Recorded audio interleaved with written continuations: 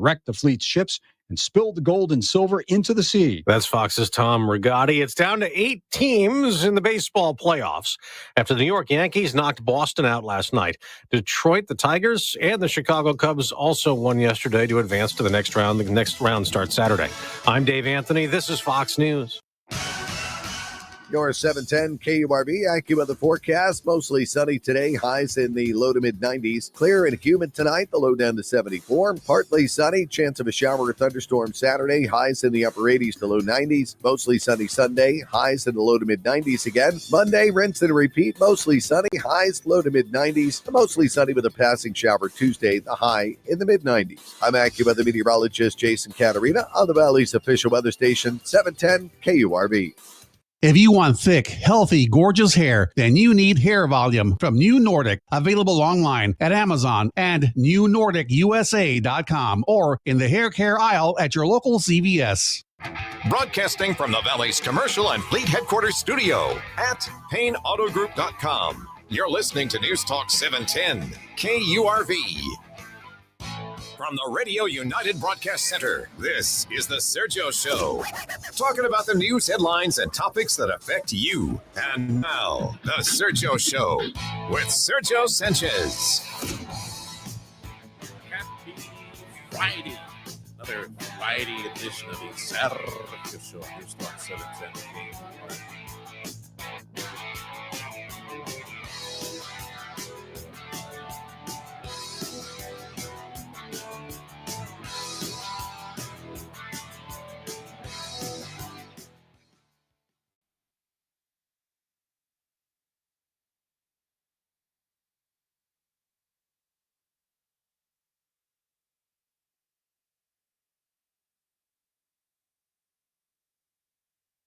And broadcasting the Sergio Show from Embassy Suites here in McAllen at the Convention Center. This noon time, 11:30 noon, the Chamber of Commerce of McAllen will be holding a legislative review.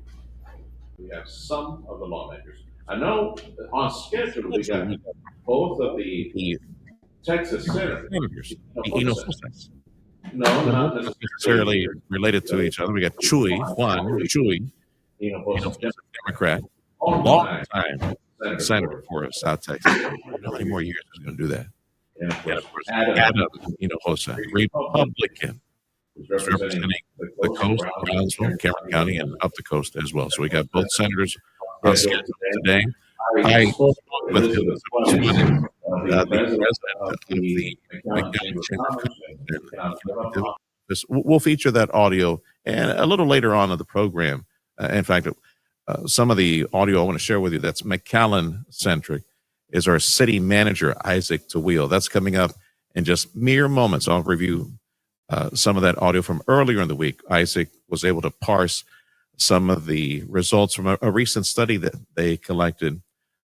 They conducted a study on the economic impact of Reynosa and Mexican shoppers, like over a month or so. And of course, you can do the math on that and see how you take those 33 days of economic activity and purchases. Folks in Reynosa and Monterrey, all the Mexican shoppers in the area. It's a significant impact. In fact, it's like $80 million total, like 50 some odd million dollars direct impact McAllen. In that 33-day period, the 30 million more as a regional impact for, Edinburgh, Mission, everybody else around here. Maybe they go to the island, things like that. So yeah, it's our relationship with Mexico still very strong. I would say though, likely not as dependent as we were when I started in radio like 30 years ago. This year, being 30 years now for me here at KURV, and the Valley was very different back then. Oh my goodness, we would always panic every time there was a Mexican presidential election, because every time there was a Mexican presidential election, things were different south of the border in Mexico, man. We'd find out that the president in Mexico would leave and, hey, where's the money? Where's all this wealth? And you open up and, hey, who took all the cash? Who took all the pesos? Yeah, and the Mexican currency would devalue crazy back then. And, of course, you got a lot of folks in downtown businesses and shopping centers around here back then were very nervous after every presidential election because the corruption, I don't know, call it even worse back then than it is now. I can tell you on the banking side, on federal coffers south of us in Mexico, things were different. I guess, yeah, that would be appropriate. More corruption back then where they would have to reset the Mexican currency because there was no gold backup, no reserves, things that were committed to that weren't paid, whatever it was, man, it was different. And yeah, the economy in South Texas, we would suffer because, well, Mexican shoppers back then, 30 years ago, they'd show up and their currency was half the value or a tenth of the value over several weeks of what it was before. Yeah, you can imagine what it would do to local retail. We got into a more steady cadence of that retail relationship with Mexico after they reformed their banking systems. They finally wised up, reformed their banking systems south of the border. And we got into a more predictable, reliable setting for the past, oh my goodness, what is it, like 15, maybe 20, 20 years, I think for the past 20 years, the currency in Mexico, we've been más o menos, give or take, about 20-1, right? 17-1.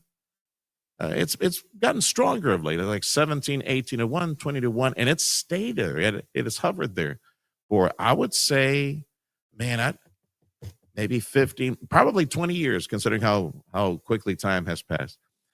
The impact of Mexican shoppers has been at around, I think it was, and this is Steve Alanius, before he left town.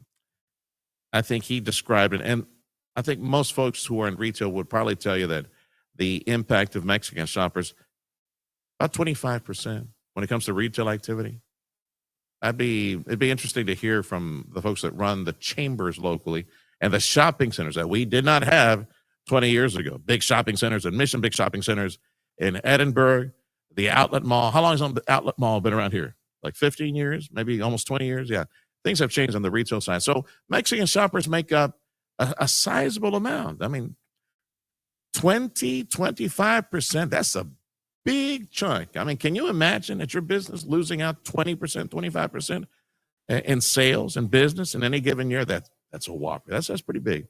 We're not completely dependent, but it's really nice to have that business. So McAllen did this study, and they looked at the economic impact of the Mexican shopper in the area, about $50 million direct, $30 million regionally.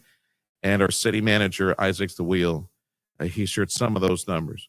I invite you to join us today. I heard from our Chamber of Commerce president, Elizabeth Suarez, earlier, and she was telling us that they still had a few seats left for this 11:30 function today at Embassy Suites in McAllen, 11:30. Come and meet our state senators, Juan Chuy Hinojosa, Adam Hinojosa. I know Gordo is going to be here. Ryan Guillen, her state representative, Republican Ryan Guillen. That's right. He saw the political winds and he changed a few years back. So just among some of the lawmakers that we'll be reviewing, most of the conversations, I suspect, I know that in my conversations with Elizabeth Suarez, this was the case. We were talking about, she was mentioning to us the benefits and the impact on local businesses and Texas businesses as far as all the legislation that they passed up in Austin. So again, that audio is coming up in a little bit, but she did say that there were just a few seats left. So if you want to come out to lunch, it's a good place to be. Come and network. A lot of people, movers and shakers, folks that are making decisions at the local level, joining the McAllen Chamber of Commerce. Again, 11:30, they open the doors for this lunch, and they'll be doing a legislative review. How what was it, 3 sessions, the regular and 2 special sessions? What do these cats pass up in Austin that is a benefit to businesses and property owners and landowners here in South Texas? We'll get a chance to review that. Again, hope to see you here. Come and look for me. You guys listen to the station, or maybe get a chance to do an interview with you, the 11 o'clock hour. Come and join us here. We're at the front door. We're stationed here at the front door of what is going to be that legislative review, legislative lunch from the McAllen Chamber of Commerce, Embassy Suites in McAllen. Time is 9:14. This is the Sergio Show on Newstalk 710 KURV. This hour of the program is service of Chamberlain Roofing and Waterproofing. Freddie will take it back to the studio, pay some bills, and we'll come back with our city manager, the conversation I had with our city manager, Isaac Tawil, on the economic impact of Mexican shoppers in this region, that study they conducted days ago. We're broadcasting from the Embassy Suites in McAllen, site of today's legislative review, legislative luncheon at the McAllen Chamber of Commerce. Come and see us, Embassy Suites in McAllen. We've got a few seats left for today's lunch. The Sergio Show on Newstalk 710 KURV, again, made possible this hour by Chamberlain Roofing and Waterproofing.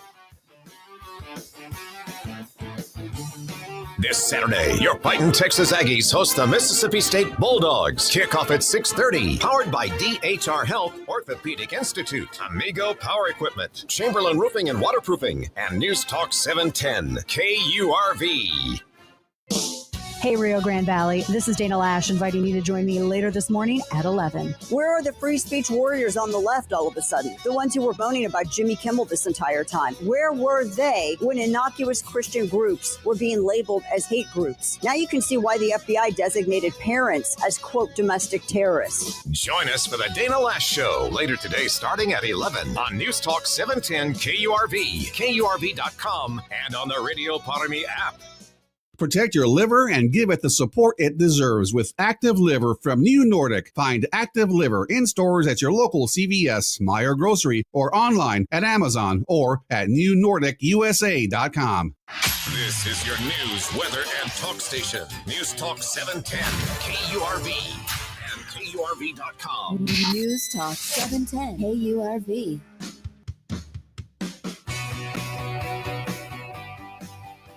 Time is 9:16. Happy Friday, and welcome to the Sergio Show on Newstalk 710 KURV. We're broadcasting from Embassy Suites in McAllen here at the Convention Center, site of today's legislative lunch, legislative review. 11:30, they open up the doors. They have some seats left. That's what the chamber told me. So, vente, come on over and come see some of your state representatives. They'll be talking about the impact of the three sessions, the special session, two special sessions, and a regular session. So what do these folks do up in Austin to try to help out recruitment for industry, try to help out with some infrastructure issues I know we have here and in other parts of Texas, try to get some more business, more jobs in Texas. Hope to see you here at the legislative luncheon. This weekend, I need to mention programs. So we got the Aggies 5:30 broadcast tomorrow on 710 KURV. We got the Texans on Sunday, 710 KURV, and also Super Tejano, and the RGV Vaqueros, Rio Grande Valley, UT RGV Vaqueros, tomorrow on our sister station. It's an evening game on 90.1 FM. Let me go back to the studio with producer Freddie. And here's that conversation I had with our city manager, Isaac DeWill, on the economic impact of Mexican shoppers in the area. Go ahead, Freddie. Economic status report for our city of McAllen, and we have the pleasure of hosting our city manager, Isaac DeWill, in the studio here at KURV. You can also, of course, we'll have the video version of this on 710 KURV YouTube and X and Facebook and LinkedIn and so on and so forth. Welcome to the studio, Isaac. Hey, good morning, Sergio. He was admiring how pretty the building is. It's an old Benson property. Old Benson Properties house. Building. Yeah, it's a real nice building. Fantastic. I am so glad to see it being repurposed like this. It's incredible. And we enjoy the sunrise now. I was telling Isaac as well. Well, we've had some beautiful mornings. Yeah. Well, a few days ago, there was a release by the city, a study that showed some of the economic impact of our family just south of the border, how they come and shop and do things like that. That's the reason I had called them initially. I just wanted to get your quick thoughts on that release. Maybe top of mind, some of the economic impact, the positive impact that we see from all the shopping and tourism from Mexico. Shopping and tourism from Mexico remains tremendously strong in McAllen, and we believe throughout the Rio Grande Valley. What we did was commission a study to really put some meat to those bones and be able to let the community know the impact that our efforts marketing in Mexico are having. And so we were able to identify 177 million data points using cell phone data, tracking cell phones that were homed in Reynosa and coming to McAllen, and where those phones went, what the average spend was for that phones, and over the 33 days we tracked them, could connect them to round numbers $50 million in actual spend and $80 million in economic impact regionally. Over what period of time? 33 days. So we tracked Semana Santa, the weeks leading up to holiday shopping when we would expect Mexican visitors to be here spending money. And what we learned was what we thought was even bigger than it is. The impact is just tremendous. So there you go. You got about a month's worth of data.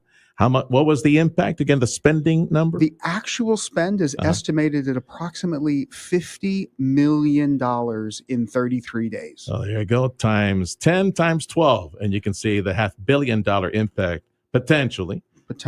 Because we still get a lot of tourism, even without Semana Santa and the holidays.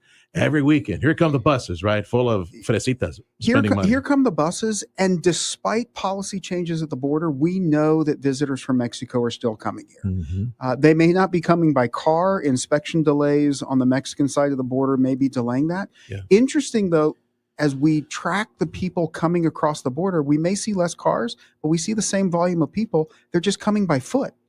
And so they're coming. They may not come as often, but when they come, they stay a little bit longer. And during that longer stay, they spend a little bit more money. So we will continue our engagement with our partners in Mexico to make sure that we're providing the opportunity that our businesses here in McAllen are looking for. Our city manager for McAllen, Isaac Tawil, joining us on KURV, referencing a recent study looking at the economic impact from our family just south of the border coming here to shop on a regular basis. 30-plus day study showed a $50 million+ impact on the economy. That's just like 1 month's worth of data. Multiply that by a year's worth. You can see the amazing economic impact it has on the McAllen economy. And if they're walking over, thank God for Uber, thank God for Lyft, and the buses from Hidalgo over to McAllen. Absolutely. The impact is widespread.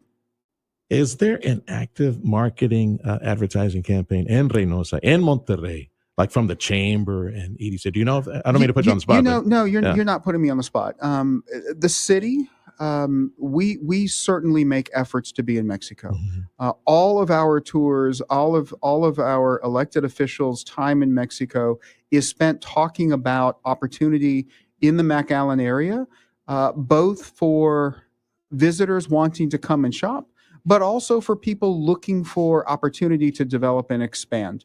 And so the answer to your question is yes. There is a concerted effort to remain connected with communities that for the longest time have relied on McAllen to provide them for their needs. I say this every time I get the opportunity. We are not the end of anything. We don't lie at the end of the United States or Texas. We sit smack in the middle of two great nations, and for us to pretend like there is a wall in our backyard that we can't cross is foolish. Javier Villalobos, our mayor, one of his passions is to continue to reach out deep inside Mexico and continue to establish sister city agreements and trade agreements and all those. Aside from this, if you put this tourism, these numbers aside, let's look. Have you been able to gauge what the impact is, what the benefit has been with our mayor, Javier Villalobos, over the past couple of years? He's been reaching out consistently into Mexico, trying to get them come over and shop and do some more trade. I can tell you that those impacts are real. Mm-hmm. We continue to engage with clusters, economic development groups on the Mexican side. Mm-hmm. They remain engaged. We can point to examples of retail businesses, industrial expansions into the McAllen area that are a direct result of conversations that we've had with the groups we engage with in Mexico.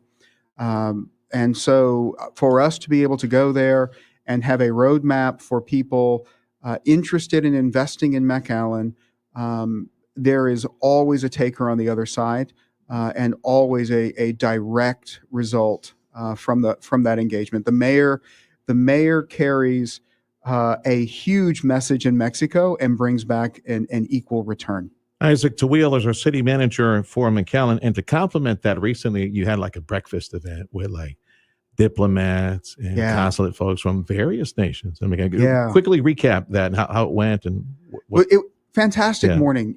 We are the proud hosts to four consulate offices just across the street from City Hall, and rolling out the economic impact study that we did on the Mexico's impact to McAllen retail economy. We hosted each of those countries, Guatemala, El Salvador, Mexico, for breakfast to thank them. To thank them for partnering with McAllen, to thank them for helping us carry the message back to citizens in their communities about the opportunities that exist here, and to let them know that we're interested in engaging with their citizens and residents that reside in the McAllen area. Pretty good idea. It was the first time they've done something like this, right? In McAllen? We've done them in different ways, not where we've brought them all together. We had done some individual days, some flag raising ceremonies out in front of City Hall. This was really the first time we sat down as a group and said, we recognize you as our brothers, sisters, cousins from across the border, and we really want to break bread with you and share in the impact of what you do. It was called Morning of Diplomacy. I suggested to Javi, I said, dude, call it like Morning of Donut Diplomacy or Desayuno Diplomacy. But glad to hear it went well. Hope it pays off for us. Well, the food was good, I'll tell you that. I'm pretty sure it was. I was stuck here at the studio. Chihuahuas, I can't leave. I got to do my dog and pony show in the morning. Isaac Tawil, our city manager for McAllen. Let's see if I can squeeze a bunch of stuff out the door here. Pay raise for fire department. That's a done deal. Collective bargaining with the fire department went well, taking care of the ranks that needed to be taken care of. We are very proud of those men and women. Are we looking at an expansion of that department, like hiring more people or more equipment or anything else, or is it just like the salary? This was an extension of their collective bargaining agreement, but we are looking at the opportunities to bring on a new firehouse, and if that does happen, then yes, absolutely expansion of the force. That'd be like for the northern portion of town that's growing like the Tres Lagos area, right? Well, we just opened Firehouse number 8 in Tres Lagos, but actually we're looking to bifurcate, to split Station 4, leaving the ARF at the airport and moving the regular response house off of the airport. So having two firehouses to serve that south area of town. Feather in the cap for the gang at the Chamber and the Economic Development Office, one and the same. McAllen listed number 20 by U.S. News World Report. How Best awesome place is that? to live, right? How awesome is that? I agree. I actually disagree. I think we're better than number 20. I think we're better than number 20. But look, it's because of the opportunity. Low cost of living, opportunity is coming. Jobs are going to be here. Retail is great. It's not an accident that we make that list time and again. What amazing times to live in South Texas, especially in McAllen. And when you say jobs on the way, yeah, we see them. Thank God for people like Joaquin Spammer, the big development, the employer coming down to South Ware here pretty soon. Just good stuff, good times. And it's the employment numbers that they were looking at a lot at, the economic numbers as to why it's such a good place to live in. And of course, being a destination point with events like the Palmas Festival and the Broadway series. We're just 2.5 weeks away from Fiesta de Palmas. That's going to be a great weekend, beer around the world. Then right after that, we're up on the holidays. So we've got the South Pole experience coming back, and the parade this year is going to be bigger than it's ever been before. So just tremendous opportunity coming for the community in the next couple of months. Big magnet. With a convention center area, all the pretty campus, the parade, just month-long celebration. It's going to be awesome. Wonderful. Camp McAllen is hit, time and time again. People are loving that, and we've got more of that coming. Freddie, how are we doing on time? I need to, real quick, downtown McAllen.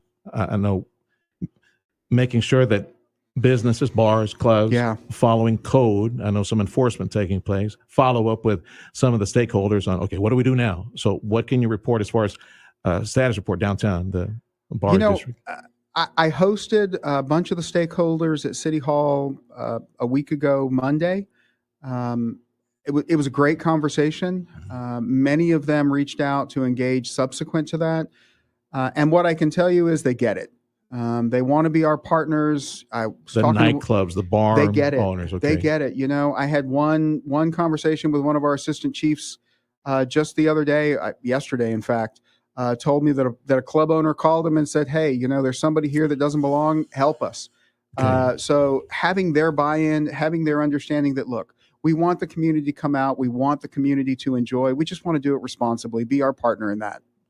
It will continue, in your mind, do you think it will continue? 17th Street, the bars and nightclubs and nightlife on the weekend, you think it will I continue hope it does. as is? I really hope it does. I think there's an opportunity. Yes. I think there's culture and entertainment that they offer that people want, and I think we can do it in a responsible way. Is there more security from PD patrolling now downtown as a result? Or I can't talk about the specifics of what security is down there, but we definitely want to make sure the area is safe and secure. What I can tell you is we've got plans to invest there, and there are more changes coming that we think will make the experience bigger and better. I want to get from your perspective real quick. So we had Sevi Haddad, one of our commissioners, mentioned City Center going vertical.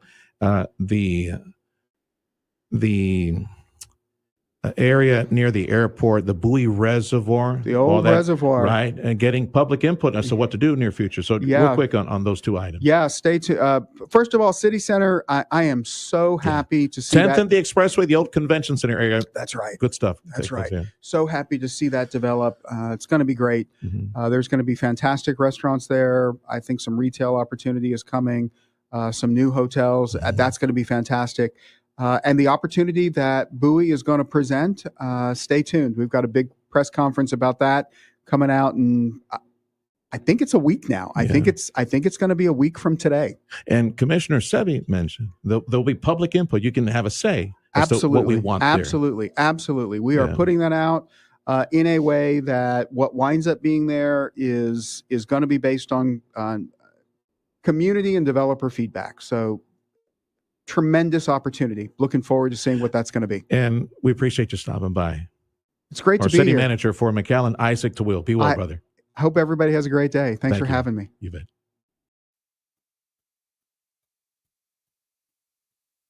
The Sergio Show on News Talk 710 KURV. Broadcasting today from Embassy Suites in McAllen, site of today's McAllen Chamber of Commerce Luncheon. Legislative Luncheon taking place. Legislative lunch, reviewing some of the water and power and road and infrastructure conversations up in Austin, what these cats decide on, tax relief, business, inventory relief, all those things. So stick around for conversations related to that, and you're invited to join the conversation. Look, at 11:30, they open the doors here at Embassy Suites. Come and look for us. I understand there's still a few seats left. The Sergio Show on News Talk 710 KURV, made possible this hour by Chamberlain Roofing and Waterproofing. And coming up in just a little bit, we'll get a report from Fox News and catch up to speed and pay some bills. I want to present to you, I hope you have a chance to see us online, also on YouTube and on X Live and on Facebook Live. You'll have a chance to see and to meet the life-changing impact of Compassion International. Good folks from Compassion International are in town. I want to say thank you to Pastor Chris Dupree over at BT McAllen, the BT Church McAllen. They're hosting a big church from Compassion International. It's an interactive display. Get a sensory experience of what it is like for some of these children living in poverty that Compassion International is helping to save their lives and change their lives through this Christian ministry. And that's coming up in just a little bit. The Sergio Show on News Talk 710 KURV, live from Embassy Suites in McAllen. Join us today at noon for the Legislative Luncheon.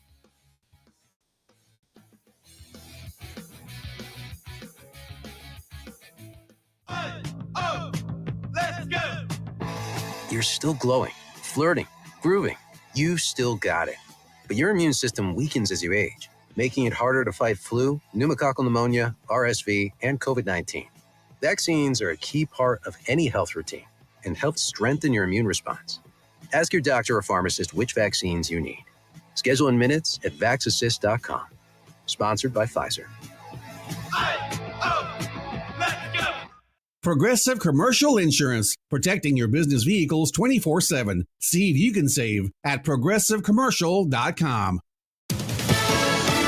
Fox News. This is Foster, the Senate's expected to vote again today on a short-term bill to end the government shutdown. The president and OMB Director Russ Vought reportedly went over plans to fire about 16,000 federal workers when they met yesterday. 750,000 are furloughed right now. There are some within the administration who are cautioning against these layoffs, but in the meantime, they're focusing their attention on funding cuts to blue states. Fox's Jackie Heinrich. Police in Manchester, England say one of 2 people killed and one of 3 wounded in a synagogue attack were accidentally shot by police. A man rammed a car into worshipers outside, then got out and stabbed more with a knife. He tried to get inside the synagogue, but the door was barricaded. Police shot the suspect dead, wearing an apparent explosive belt officials say was not viable. That's Fox's Greg Palcott. America's listening to Fox News.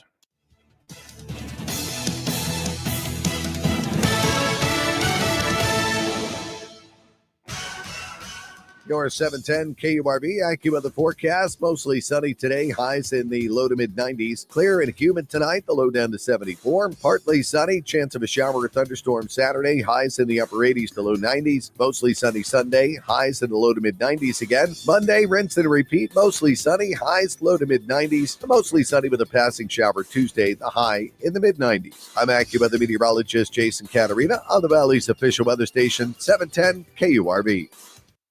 Broadcasting from the Valley's commercial and fleet headquarters studio at PayneAutoGroup.com. You're listening to News Talk 710 KURV. The Sergio Show with Sergio Sanchez. Rapid fire headlines. We're broadcasting from Embassy Suites in McAllen on behalf of the McAllen Chamber of Commerce. Site of today's noontime legislative luncheon. Come and join us. They open the doors here at 11:30. We're right at the entry point here. You can see us as you walk in. Let's take care of a little bit of news. Foreign dollars for some Texas universities is of concern. New reports out of Israel show the oil-rich Arab state of Qatar has been funding the terror group Hamas. At the same time, they're sending big bucks in research funding to Texas A&M. Texas A&M disclosed $450 million from Qatar and $100 million going to their engineering experiment station. This is something that Katie Bearley with the Texas Public Policy Foundation warned lawmakers about. She says if Qatar is funding research, then they have access to the end products. In 2017, the school faced a similar investigation. Michael Board with that report. And the DOJ-style department for the state of Texas, it's up and running. Governor Abbott launched the Texas Regulatory Efficiency Office, or TRIO, and opened the department's website and regulation evaluation portal. Legislation signed into law in April directs TRIO to help state agencies cut red tape and eliminate regulations deemed unnecessary. Abbott says it will reduce regulatory burdens and promote economic growth. Critics have pointed out that Texas already has the Sunset Advisory Commission, which regularly assesses the existence and performance of state agencies and regulations. And there is apparently a tug of war between the state of Virginia and Texas when it comes to one of the space shuttles. Back during the Obama administration, of course, the space shuttle program was shuttered. The space shuttles were sent, what we had left, the fleet was sent to various cities. I think LA, New York, there's one in Virginia, near the nation's capital. We didn't get one in Texas. NASA, the Johnson Space Center in Houston, didn't get one, right? They actually did. They got like a wood mock-up or some... I think something that they tried like in one of those tubes where they test the aerodynamics of a shape of a vehicle. They got the wood shuttle in Houston. No, they're going to get a real shuttle now. This as a result of the so-called Big Beautiful Bill. I guess we balanced the budget. I guess we must have a surplus. Lawmakers decided to spend $85 million to rip it from Virginia and send it to Texas. Senator John Cornyn and Ted Cruz saying, hey, too late. I know some Democrats, they want to keep it in Virginia. Too late. The money's been allocated, and it's up to NASA to make the final decision to move that space shuttle to the Johnson Space Center in Houston. I don't know. I just find it. We needed somebody in the private sector to write the check. Well, we don't have any money to spend on this. Anyway, it's going to happen. NASA administrator already gave his blessing, and I believe the space shuttle, I forget which one it is in Virginia, is going to wind up at the Johnson Space Center in Houston, like in 2 years, like 2027. You're listening to the Sergio Show on News Talk 710 KURV. Big thank you to Chamberlain Roofing and Waterproofing. Broadcasting live at the Embassy Suites in McAllen here at the Convention Center. Today at noon, around 11:30, they open up the doors to a legislative luncheon. We'll get a chance to speak, to hear from, for example, Ryan Guillen and Terry Canales. Hopefully Terry can show up here. I think he's doing another one of those model shoots right now, like a photography session. Hopefully he'll show up here before the end of our broadcast and share with us his thoughts on the regular session and 2 special sessions. We're also going to hear at lunch, we'll hear from our 2 state senators, Juan Chuy Hinojosa and also Adam Hinojosa. So come enjoy the fun. Embassy Suites in McAllen Chamber of Commerce presenting this legislative review. And as I promised you just moments back, here's a conversation I had in the studio just moments back, right before I bolted over to the Embassy Suites. We had the good folks from the Children Saving Ministry, known as Compassion International, giving you a chance to adopt some kids who are living in dire poverty and put them on a different path to salvation, success, and to be able to provide for themselves and their family. Go ahead, Freddie.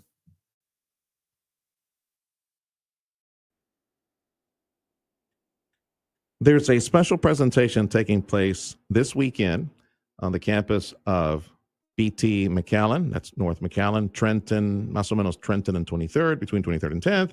That's North McAllen. Compassion International is in town. It is a traveling exhibit or a traveling museum. And to tell us more about this, and that way we get maybe touch, feel, excite the senses a little bit, get a feel of what the experience is like for many of the children, families that we're hoping that you can bless near future through the Ministry of Compassion International. In the studio, Kurt Freeman, otherwise in a previous life known as Jason Gordon-Levitt. He looks exactly like him, like the actor. Kurt Freeman in the studio with Compassion International and helping us. It brought the big bus, the big trailer down here.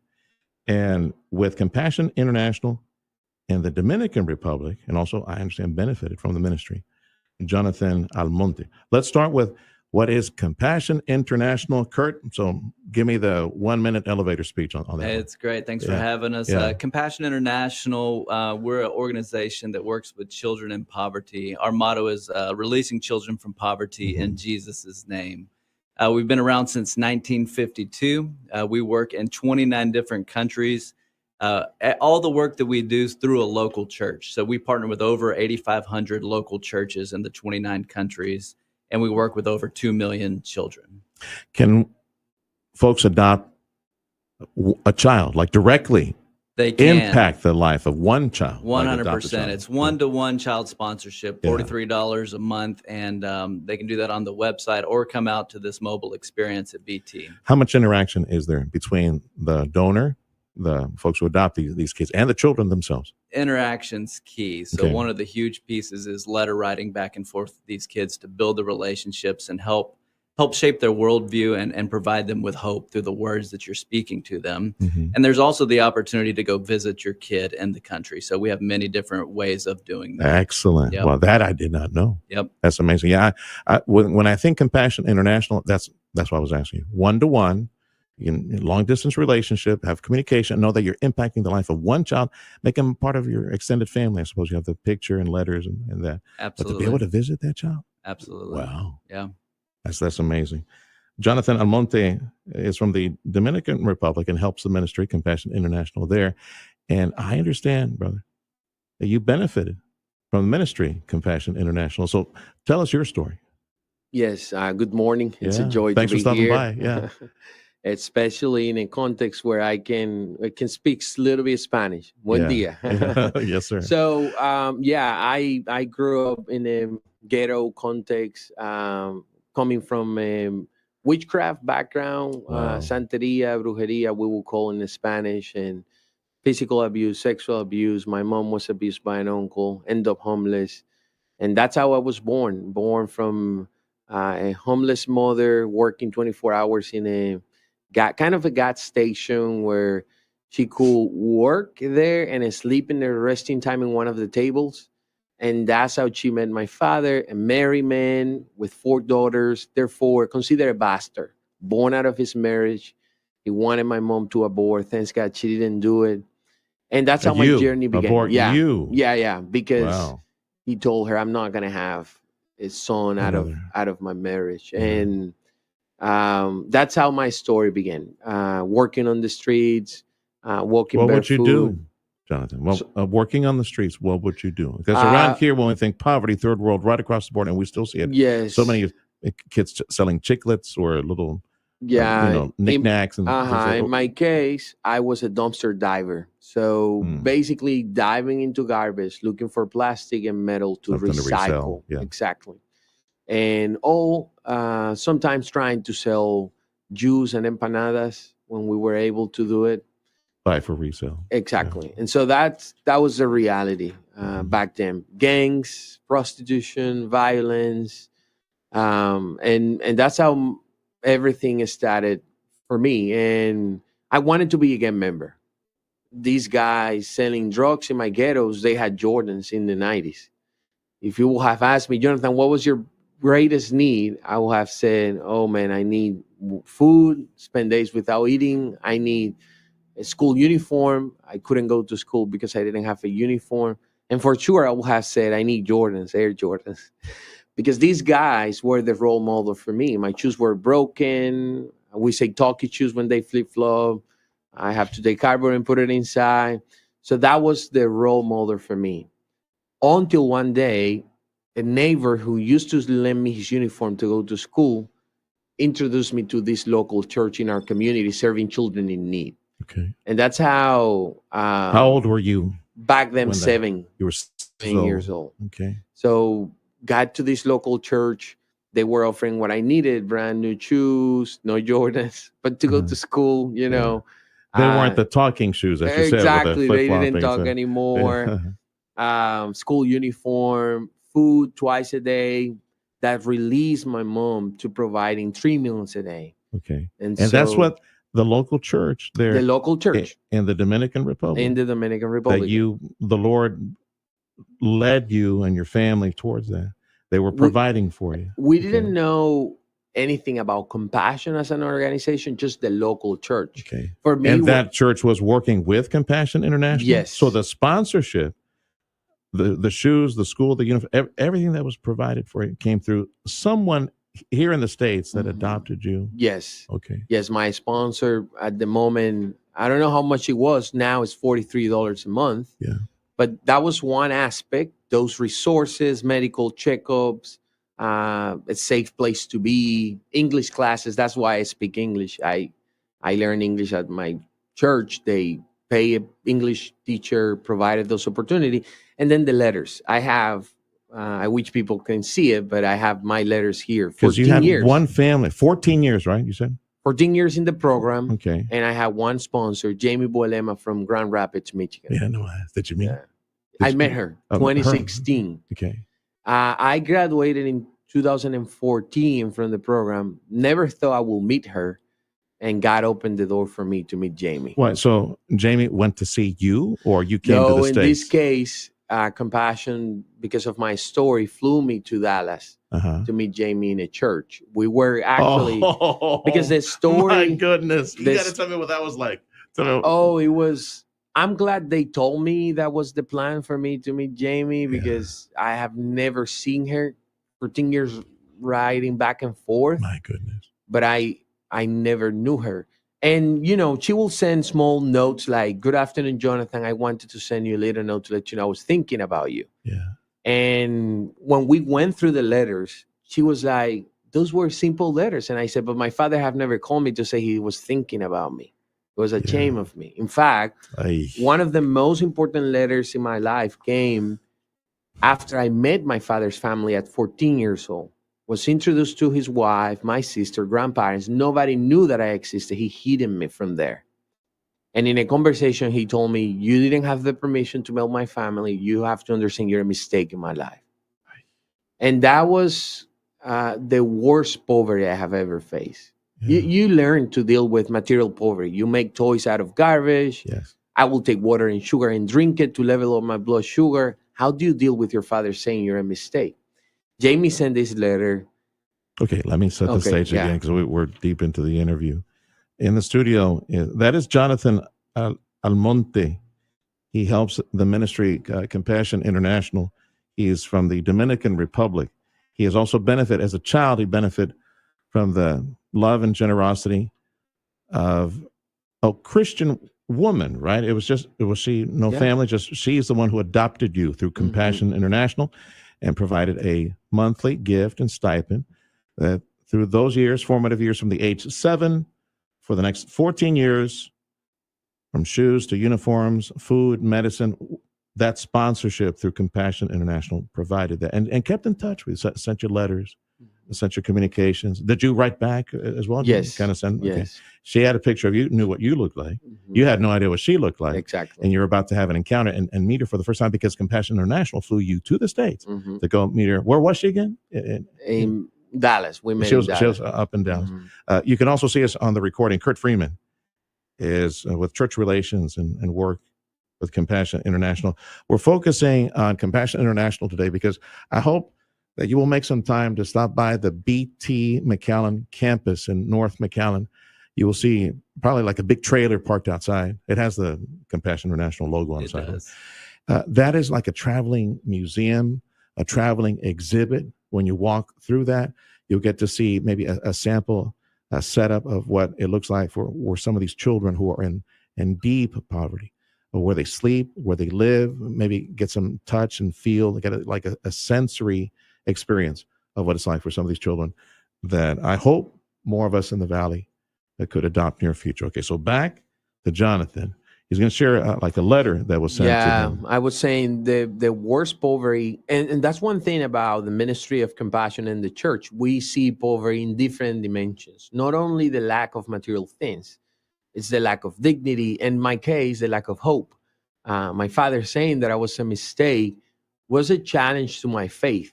I was introduced to the gospel in the church. God is a good God. He loved me. He has many children, and my father hates me. How can I resonate with those biblical truths versus the reality that I was going through?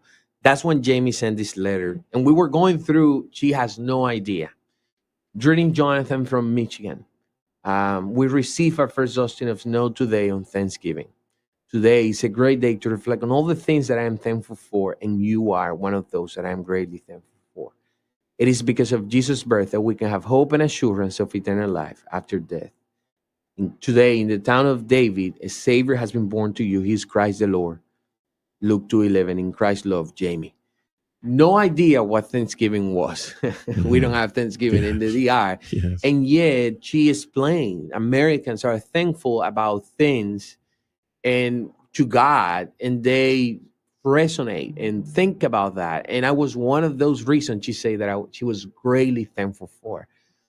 And that helped me understand God didn't provide a father, he provided a community, a local church, people together with Jamie overseas who loved me and cared for me so I could be where I am at right now. Not again, not dead, not in jail, but to be a husband, a father. And at the moment, I was just a child, and that helped me to understand my hope and assurance have never come from my father, but from the finished work of Jesus in the cross. I hope that many brethren in South Texas can answer that call to provide that inflection point and provide the resources, physical resources, that would be complemented, because churches on the ground are the ones that are the chapters for Compassion International. The churches lead these children to Christ, a life in Christ, and we see a generational change, as you say, husband, father, your generation, that generation is now moving in a different direction thanks to Christ Jesus. So be a part of the exhibit, experience the exhibit. Kurt, describe it for me real quick. And is it available for people just to show up and just walk through it? Describe it for me. Definitely. People can just show up. You're going to see the big truck in the parking lot of BT Church. Takes about 20 minutes to go through. There's compassion. That's your own pace? Yeah, at your own pace. Or you So have they'll- people to talk to bit by bit? There's compassion reps there to guide you. Once you get there, they'll get you set up with iPads and the headphones and everything. And it's a self-guided tour. A really cool piece I'll put that Jonathan didn't mention is there's two doors basically of two different stories. One's a lady named Kiwi from the Philippines. The other storyline's actually Jonathan's storyline from the DR. That they can experience Jonathan's life from the time he was a kid, his whole story, journeying through the time that he graduated. So you basically go through 5 different rooms where you experience the context of poverty, what it looks like, and also the journey through what it looks like to sponsor a kid and what's the outcome. A lot of people are asking, what's the outcome if we do sponsor a kid? Is this money really going to benefit them? People always have that question. This is to help engage them in that piece to see the outcomes that happen with the kids that are part of Compassion's What program. a beautiful ministry. What a beautiful ministry. Go and see it, amigo. BT Church McAllen on Trenton. Stop by and take a tour of the Compassion International Traveling Exhibit Museum and see more of the life of Jonathan Almonte and another child saved by the generosity of our Christian family. And pray about it and consider maybe adopting as many kids as possible, being a direct influence, changing influence through the love, the gospel, Christ Jesus, brethren on the ground in those communities that will make sure that these children are properly discipled and grow up in Christ. Thank you for stopping by. Hey, thank you for having You us. will only be here Friday, Saturday, and Sunday. That's correct. Friday, Saturday. So get out there, take the family out there and go see the exhibit. Thank you for stopping by. Website, I'm sure, go find online, Compassion International as well. You can make a donation online. Okay, bless you all. Awesome. Thank you so much. Thank you. You bet. I want to say a special thank you to my friend Chris Dupree, pastor. He's the senior pastor at that BT Church in North McAllen. Chris Dupree, thank you for inviting Compassion International. Freddie, I guess I'll take it up to the top, unless you need to pay some bills. You tell me what to do. Okay. Let me share with you some. Oh, look, we're broadcasting the Sergio Show. And thank you to our supporter this hour, first hour of the program at Chamberlain Roofing and Waterproofing. We're broadcasting from the Embassy Suites Hotel here at the Convention Center site in McAllen, because at noontime, in fact, 11:30, I believe, is when they open up the doors. They have a legislative review, a legislative luncheon.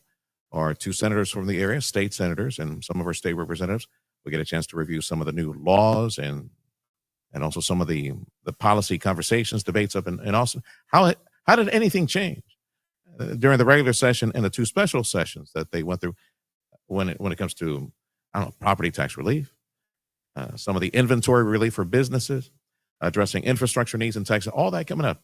Join the conversation. They have a few seats left for the legislative luncheon, McAllen Chamber of Commerce, being presented today at 11:30 here at the Embassy Suites. Some of the news as we close out. President Trump saying that the terror group Hamas has until Sunday to agree on that peace deal, that 20-point plan that was sent out. President Trump on his social media saying that the Palestinian militant group, pretty generous from the president. Mr. President, it's Palestinian terrorist group. They have until 6 p.m. Eastern Sunday to say yes to the 20-point peace deal, or he's going to give his blessing for Bibi Netanyahu to just take care of business, rain all sorts of hellfire on them and try to get rid of what remains of that terror group Hamas. Interesting headline I saw while I was listening to the conversation with the Compassion International. Check this out. Purdue University researchers will travel to the South Pacific in search of wreckage from Amelia Earhart's lost plane. Go check out that headline if you want to do the deep dive. Let's see what else is here. I mentioned the Virginia-Texas tug-of-war over a space shuttle. It's Space Shuttle Discovery, by the way. It's in Virginia. Under the Obama administration, President Obama sent space shuttles all over the place, except for Houston. Hello, Houston, first word from the moon, Johnson Space Center, Houston. No, they didn't get a space shuttle. Excuse me. And there's a tug of war. More than likely, Space Shuttle Discovery will be plucked from Virginia and sent to Texas because it's law. It's part of the big, beautiful bill. $85 million of your tax dollars allocated for this. Really? Did we balance the budget yet? No. So the NASA administrator already gave the green light to get that moved. And this interesting note from Austin was part of the morning news. UT Austin receiving preferential access to some federal dollars because UT Austin will be abiding by operating principles. Bring back the SAT exam, freeze tuition for 5 years, no more race and sex quotas for admissions, for hiring, and cap enrollment of foreign undergraduates to 15%. Hey, look who's stepping in. Governor Goodyear, Gavin Newsom in California, saying, "Oh, any university in California that follows the Trump plan, you're going to cut your funding, the state funding." Oh, another tug of war. This is the Sergio Show, News Talk 710 KURV. It's 10 o'clock. History is unfolding, and you're listening to it on News Talk 710 KURV, Edinburgh, McAllen, Harlingen, Brownsville. A no vote would mean no end to the government shutdown. I'm Dave Anthony, Fox News, and that vote will come later today at the Senate. We're watching for Democratic defections today. Republicans are daring Democrats to block another attempt to pass a temporary spending bill. It's about the math. The GOP needs 5 Democrats to hit 60 votes and break a filibuster. Fox's Chad Pergam at the Capitol. Democrats demand provisions to the bill to restore cuts made earlier this year to health care and other programs, denying Republican claims they're trying to give coverage to illegal immigrants. As the protests against immigration raids rage on near Chicago, where Homeland Security Secretary Kristi Noem is visiting an ICE facility today, Fox's Garrett Tenney is there in Broadview, Illinois. Hundreds of activists showing up, and just minutes ago, Border Patrol agents came out, had some kind of conversation with police and the sheriff's department, and they have been asked to all put on gas masks. So it appears something is imminently about to happen. A dozen arrests have been reported this morning. President Trump just posted a deadline for Hamas to agree to his ceasefire plan for Gaza that Israel's already accepted. Writing on Truth Social, Hamas must comply by 6 p.m. Eastern Sunday, or all hell will break out against them. Under the Trump plan, Hamas must release the rest of the hostages. I am eternally grateful to President Trump for saving my life. Keith Siegel was one of the hostages set free earlier this year, telling Fox, I was threatened. They threatened to kill me. I saw a woman being tortured, literally. I knew about the 6 hostages that were murdered in a tunnel by Hamas terrorists. Sean Diddy Combs sentencing hearings underway in New York. The hip-hop singer and producer asking the judge for leniency on 2 prostitution-related convictions from Combs' sex scandal. The judge just told the defense team he'll allow Diddy's children to speak. Well, we're also expecting to see this nearly 12-minute-long video showing Diddy in and out of the spotlight over the years. It's compiled like a campaign ad. Fox's CB Cotton outside the federal court. America's listening to Fox News. Let's go! You're still glowing, flirting, grooving. You still got it. But your immune system weakens as you age, making it harder to fight flu, pneumococcal pneumonia, RSV, and COVID-19. Vaccines are a key part of any health routine and help strengthen your immune response. Ask your doctor or pharmacist which vaccines you need. Schedule in minutes at vaxassist.com. Sponsored by Pfizer. It's Cybersecurity Awareness Month, and LifeLock is here with tips to help protect your identity. Use strong passwords, set up multi-factor authentication on your accounts, report phishing, and update your software on all your devices. And for comprehensive identity protection, LifeLock is your best choice. LifeLock not only alerts you to suspicious uses of your personal information, but also fixes identity theft, guaranteed, or your money back. So stay smart, stay safe, and stay protected with a 30-day free trial at LifeLock.com. Use the promo code BECK. Terms do apply.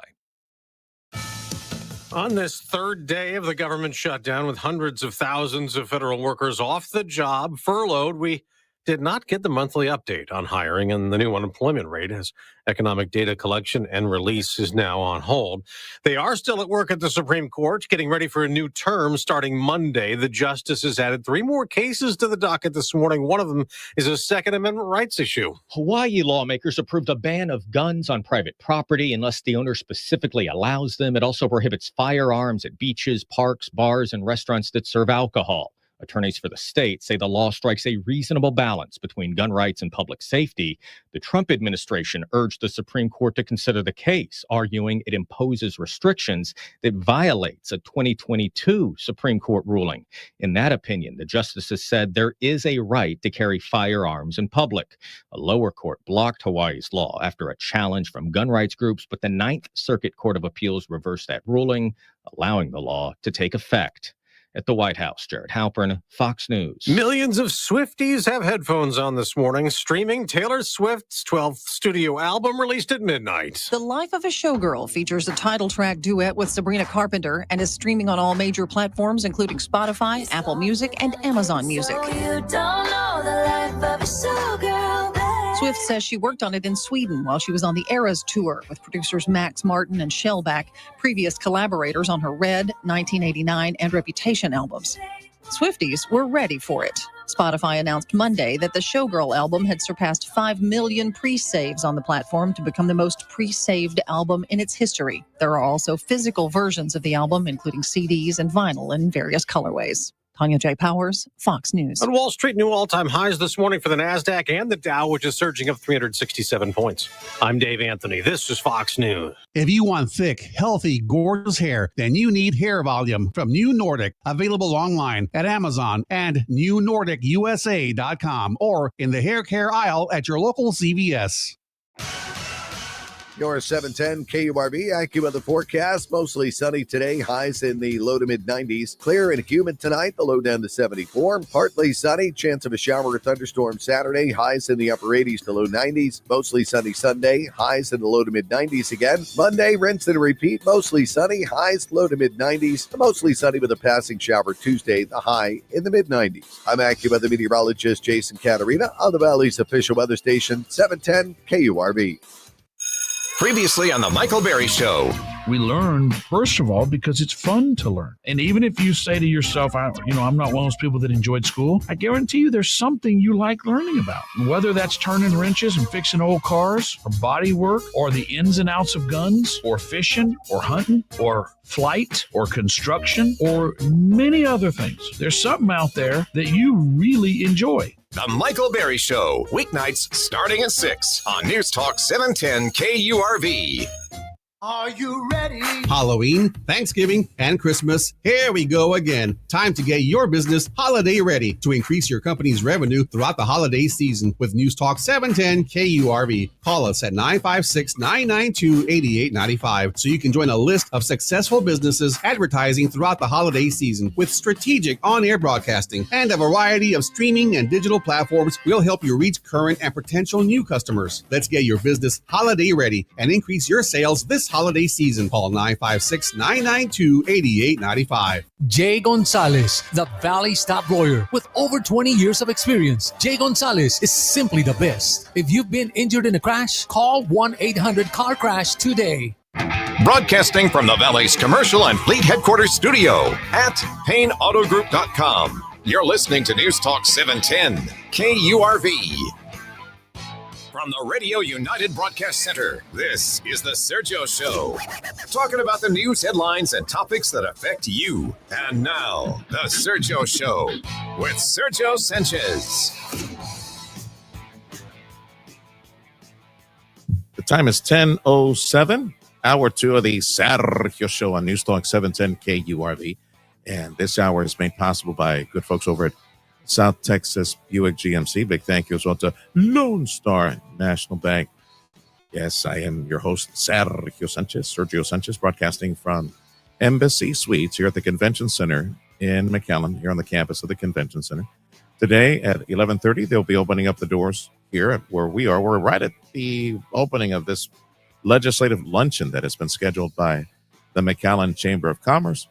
I know we've got both senators of our area, which is Juan Chuy Hinojosa. We got Adam Hinojosa. I'm sure they're like, for example, all Sanchez's, right? All Sanchez's, we're all related. We just don't know how. I'm sure that these two are somehow related. They just no direct connection, maybe third, fourth, fifth cousin. One is a Democrat, one is a Republican. We have, speaking of Democrats and Republicans, we got Ryan Guillen, our state representative from the western portion of the valley, Stark County and points like that, also ranch country north of it. Terry Canales, our state representative from Edinburgh, former chairman of the Transportation Committee for lawmakers up in Austin. He's also scheduled to join us. So this legislative review, they just finished a few days back a second special session up in Austin. They had the regular session. They had 2 special sessions. So what came of it? I know that Elizabeth Suarez, and I hope I can share some of the audio here with you. If we don't have the video, we'll just go to the audio here in a little bit. Elizabeth Suarez, the director of the McAllen Chamber of Commerce and McAllen Economic Development Office, as she was telling us that one of the new pieces of legislation, they passed some relief for some inventory relief for small businesses. I think the tune was like $125,000. I think that was what they're able to claim before they get taxed again. Yeah, that tax on inventory, that's onerous in Texas. That makes no sense. But they passed something related to that. And of course, the elephant, the big gorilla in the room is infrastructure. It's good to hear great news that Texas is landing big computer projects, all these computer chips that will be made. For example, Metro Houston, they got other places doing computer chips. We're bringing all that technology here. The data center, right? What is the place? Abilene, right? Abilene, the big data center. Operations like that are very power hungry. They require a lot of juice. So where are we going to get it from? Like how many more generators? What are we going to do? How are we going to onboard more power to the Texas power grid in order to meet the demand of high-tech industry that is coming to Texas, more knocking on the door? Not only high-tech, but other industry. Elizabeth Suarez was telling us that, I believe, I remember the conversation, I think she had I think she said 6 or 7 non-disclosure agreements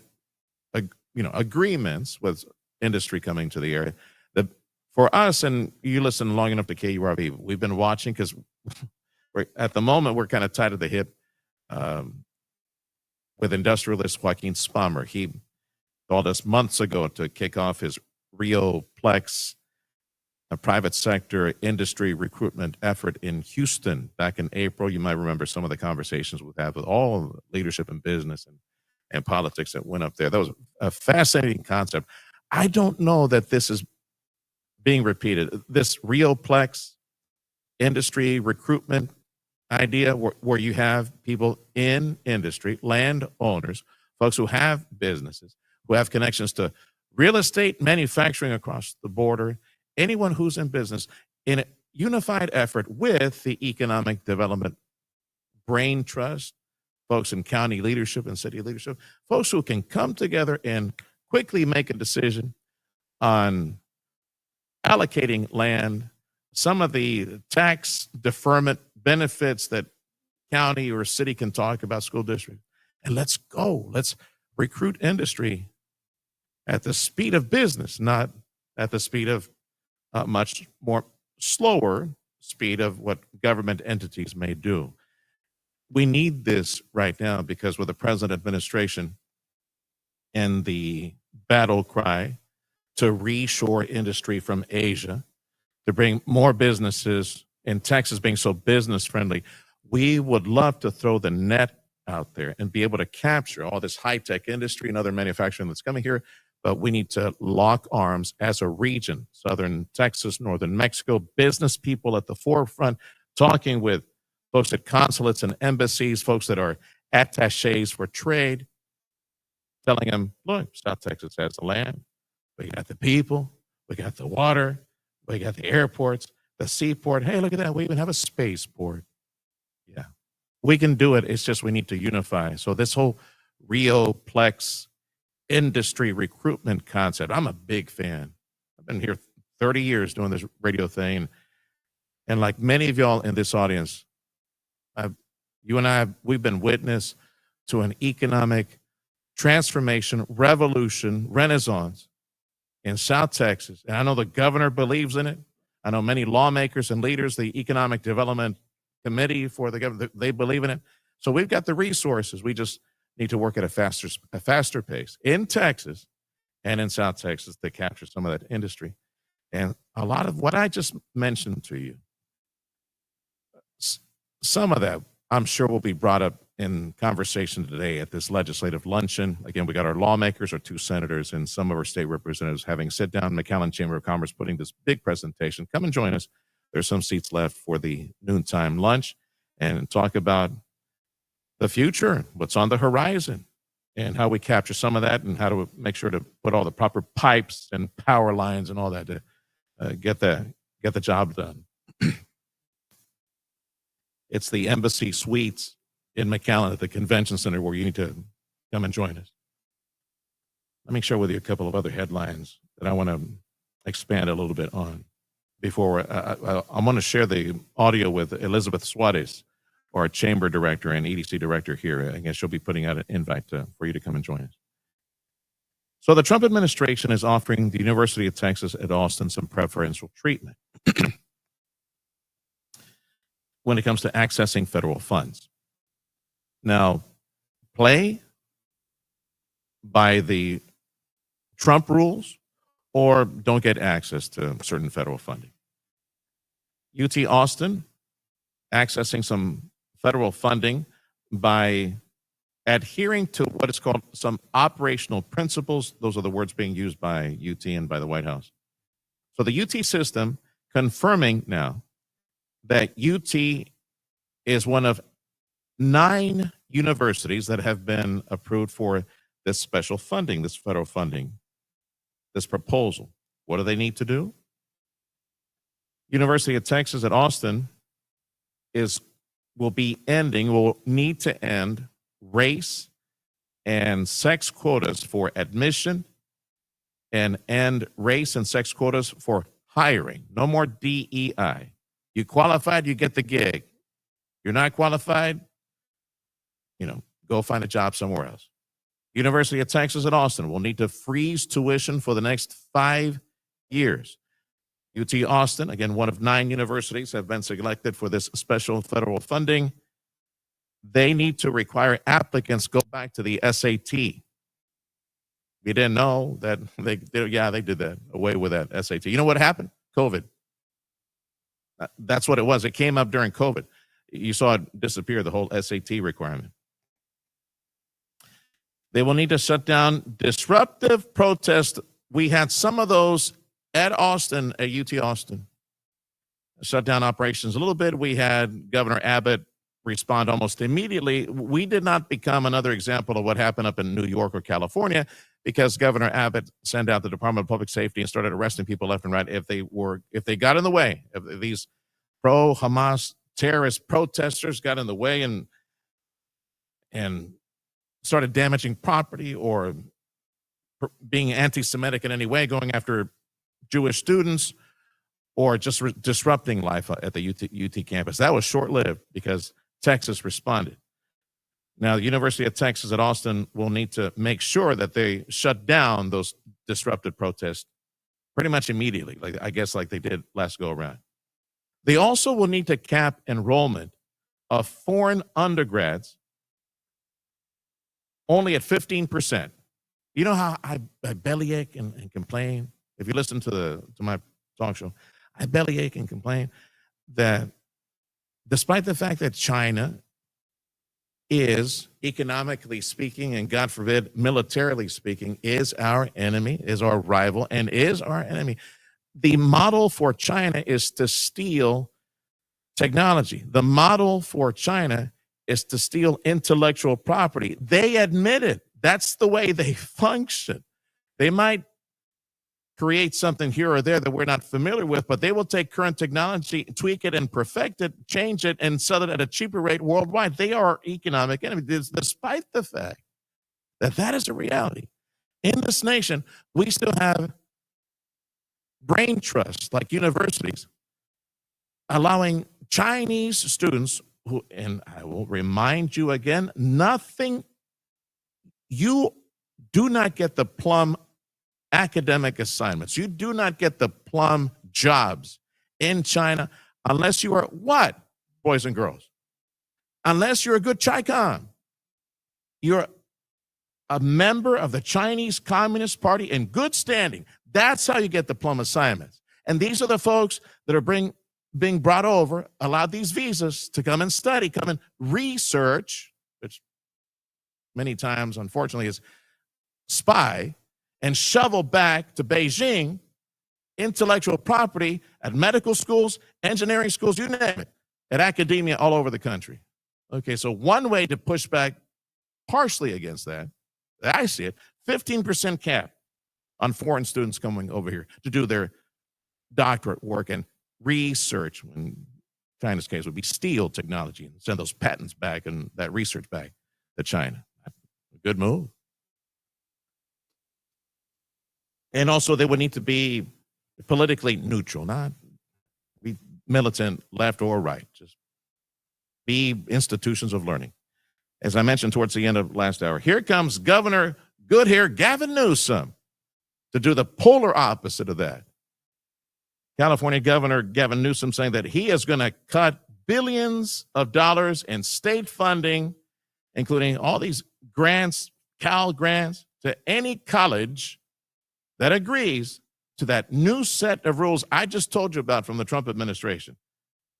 Foreign undergrads, cap it at 15%. No more disruptive protests on campus. No more race and sex quotas in admissions or hiring.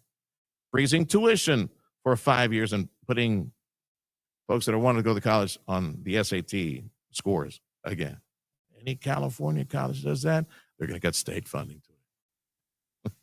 Now more than ever, the lines are clearly drawn on the two political cultures and what citizens in various states and American citizens for national elections, now more than ever, it's stark, it's very identifiable.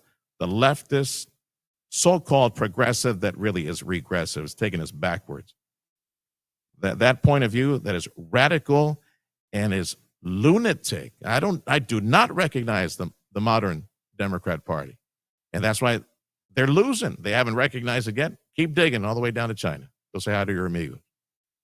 And of course, this other mindset that is at the core, America first.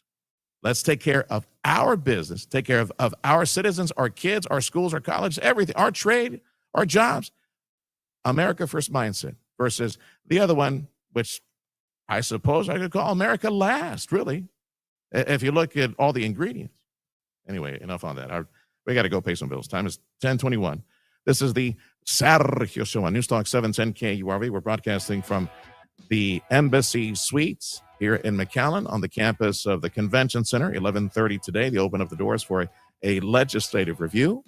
They'll be giving you a chance to speak with our state senators from the area, some of our state representatives, and see what laws were passed up in Austin or debated up in Austin that would benefit business creation, job creation in South Texas. Come and join us at the Embassy Suites for the 11:30 legislative luncheon presented by the McAllen Chamber. This is the Sergio Show, made possible this hour by South Texas Buick GMC. Big thank you as well to Lone Star National Bank.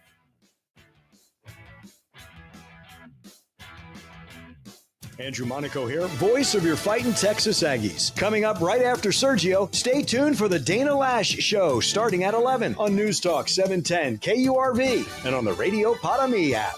Finding great candidates to hire can be like, well, trying to find a needle in a haystack, but not with ZipRecruiter. Its powerful technology actively finds and invites qualified candidates to apply to your job. So while other companies might deliver a lot of hay, ZipRecruiter finds you the needle in the haystack. See why 4 out of 5 employers who post a job on ZipRecruiter get a quality candidate within the first day. Try ZipRecruiter for free at ZipRecruiter.com/free. That's ZipRecruiter.com/free.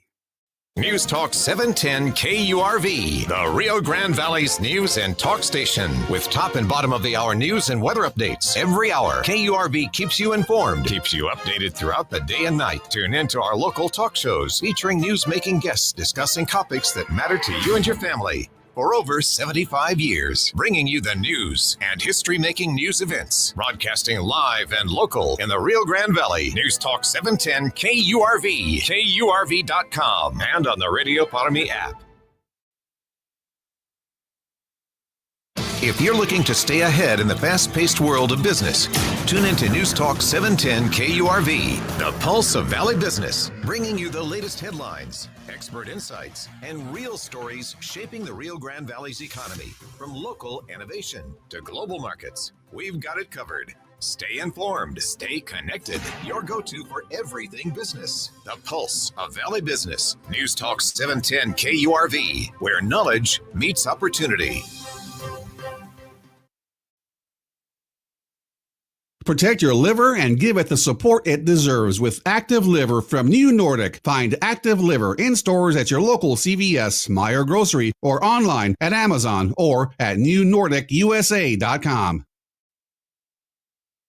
Get ready for the ride home like never before. Tune into the 956 Drive Home with Zach and Davis. That's right. We don't say K-Onda. We say K-Onda. They'll bring you the day's top news headlines. But that's not all. They dive deep and discuss the stories making the headlines that matter most to you. Plus, special guest interviews with community leaders and newsmakers. Whether you're at home or stuck in traffic, join us for the 956 Drive Home with Zach and Davis. Weekday afternoons at 4 on News Talk 710 KURV and on the Radio Potami app. The Rio Grande Valley's news, weather, and talk station. News Talk 710 KURV and KURV.com. News Talk 710 KURV. Time is 10:25. The Sergio Show on News Talk 710 KURV. Made possible this hour by Lone Star National Bank. Big thank you as well. The South Texas Buick GMC. We're broadcasting from the Embassy Suites in McAllen at the Convention Center campus at 11:30 this morning. They're opening up the doors to a legislative luncheon. We'll have our state senators for the area and some of our state representatives looking at some of the new laws and some of the things debated up in Austin in 3 sessions that they just completed. See if there's some maybe tax relief, property relief, inventory relief for Texas businesses, and of course the much necessary, always necessary new infrastructure, power, water, pipes, all that stuff. So we are able to host all that business knocking at our door, trying to come to Texas, trying to come to South Texas as well. Join us here at the Embassy Suites at 11:30. Here's a conversation that I had with our Chamber of Commerce and Economic Development Director, Liz Suarez, on the Morning News.